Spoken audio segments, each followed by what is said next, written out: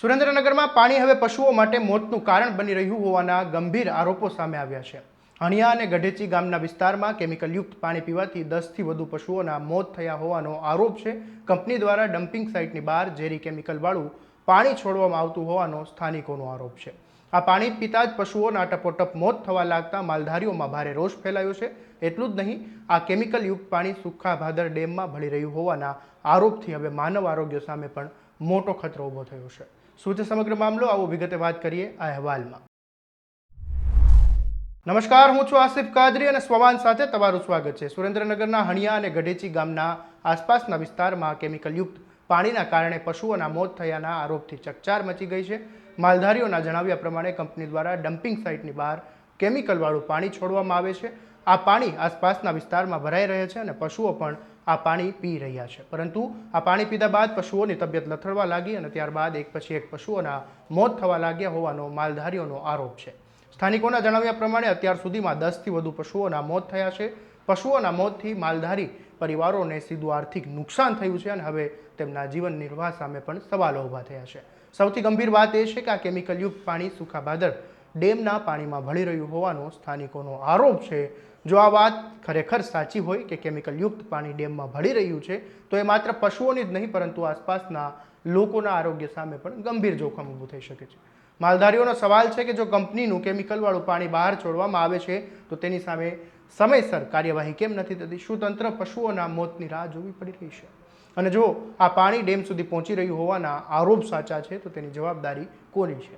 હવે સ્થાનિક લોકો અને માલધારીઓની માંગ છે કે તંત્ર તાત્કાલિક સ્થળ તપાસ કરે, પાણીના સેમ્પલ લેવામાં આવે અને પશુઓના મોતનું સાચું કારણ બહાર આવે। સાથે જ જો કેમિકલયુક્ત પાણી છોડવામાં આવતું હોય તેવું સાબિત થાય તો તાત્કાલિક તેને બંધ કરાવીને જવાબદાર કંપની સામે કડકમાં કડક કાર્યવાહી કરવામાં આવે તેવી પણ માંગ ઉઠી છે। કારણ કે વાત એ માત્ર 10થી વધુ પશુઓના મોતની નથી, વાત પાણીની છે, પર્યાવરણની છે અને સીધી રીતે માનવ આરોગ્યની છે। માલધારીઓએ શું કહ્યું આ મામલે એ સાંભળી લો, પછી આગળ વાત કરીએ। અમારો માલ સરવા જાય ત્યાં કણે બધું પાણી કેમિકલ નું પીને મારે હુવાવડી ભેંસ મરી જાય, તરોઈ ગયા।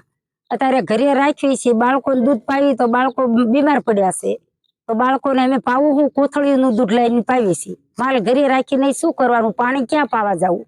અમે ગરીબ માણસ, અમે બાળકો બધું જે કહ્યું એ અમે સરકારમાં આવી કાંઈ એનો કાંઈક વ્યવસ્થા કરો અને અમને છેતર્યા કે આ ડીસુનું કારખાનું થાય છે અને અમારી પાસે આવી રીતે સહી ત્યાં કરી અને ખાવા વાળા ખાઈ ગયા છે અને ગરીબને મારે અમારી વાડી પડખે છે, કૂવો લાલ સોળ પડ્યો છે, બધી સીઝન કાંઈ થાતી નથી, બધું બળી ગયું છે, તો અમારે ખાવું શું?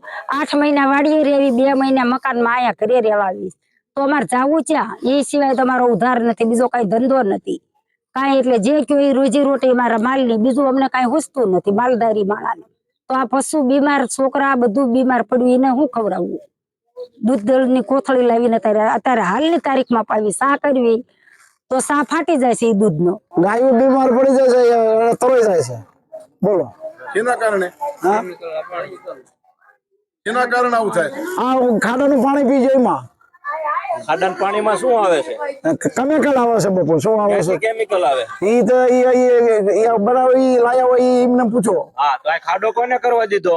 ખાડો અમે ક્યાં કરવા દીધો? અમને ઓછી ખબર પડતી હતી, ગરીબ માણસને અમે ગાયો માથે તાકી રહ્યા છે। આ તો પણ એમ નહીં કહો કે આ ખાડો કરવા દીધા, મંજૂરી તો આપી છે ને? ભાઈ આપી, અમને ક્યાં ખબર? આ તો બધું બન્યા પછી ખબર પડી। અમે ભેંસું ભીડમાં સારવા જાય છે તો અમારી ભેંસું તરવાઈ જાય છે અને મરી જાય છે।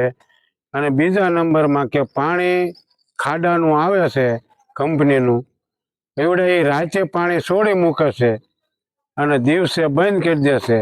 આપણે દિવસે જોવા જઈએ ત્યાં એ ફટકડી નાખીને સફેદ પાણી બનાવી નાખે છે। એટલે હવે અમારે સારવા જવું કે ન જવું, ઘરે બાંધ્યા રાખવી કે સીમમાં જાવી? તમે જો તમારા મનમાં હોય તો અમે કાં કોરાટમાં બધું લઈને આવી અને કાં તો ખાડે હાંકીને જાવી, પાણી મારી નાખવી। જે તમને સારું લાગે એ અમારી માથે કરો। હવે જોવાનું એ રહેશે કે તંત્ર ફરિયાદને કેટલી ગંભીરતાથી લે છે અને ખરેખર કેમિકલયુક્ત પાણીનો પ્રવાહ બંધ કરાવીને માલધારીઓ અને સ્થાનિક લોકોને રાહત અપાવે છે કે પછી ફરી એકવાર માત્ર તપાસના નામે મામલો ઠંડો પડી જાય છે। આવા દરેક અપડેટ માટે તમારા સ્વમાનથી સબસ્ક્રાઇબ કરી દેજો અને આ વિડીયોને શેર કરવાનું ભૂલતા નહીં। નમસ્કાર।